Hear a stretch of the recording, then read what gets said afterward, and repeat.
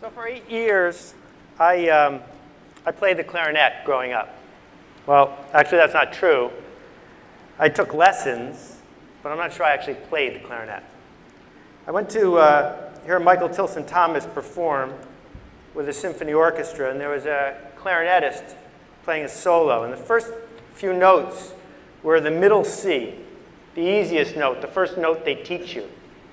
And I realized, listening to that I had never actually played the clarinet. I had never once in my entire life played a single note that sounded like that note did. But all the years that I was taking lessons, no one sat me down and said, you know what?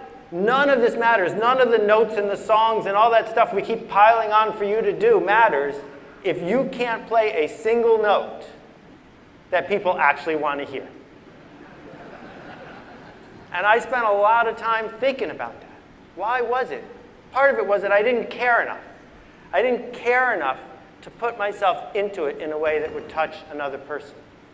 And part of it is the world that we are growing up in. Quick little experiment. Go ahead and raise your right hand just as high as you can, please. Okay, now please raise it higher. What's that about? I'll tell you what it's about. What it's about is that you learned at the age of 4 that teachers and parents and coaches and bosses would always ask for a little bit more.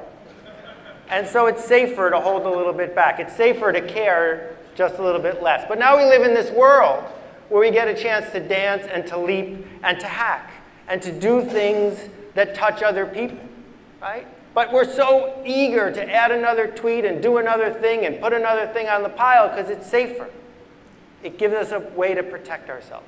You know, we make the menu longer instead of making one dish that people are willing to drive across town to buy. And so we end up with the hacker paradox, right? Number one, we need to care enough to connect, care enough to put ourselves at risk, emotional risk or any other kind of risk, to touch other people and to play one note that's worth hearing.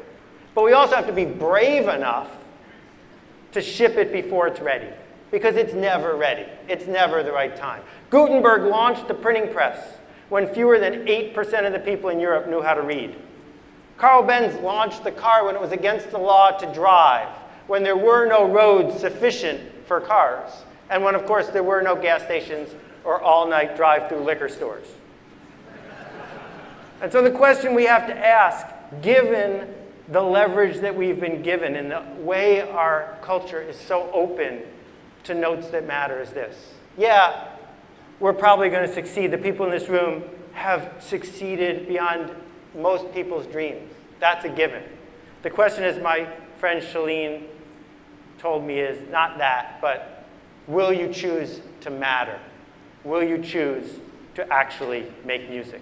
Thanks a lot. Appreciate it.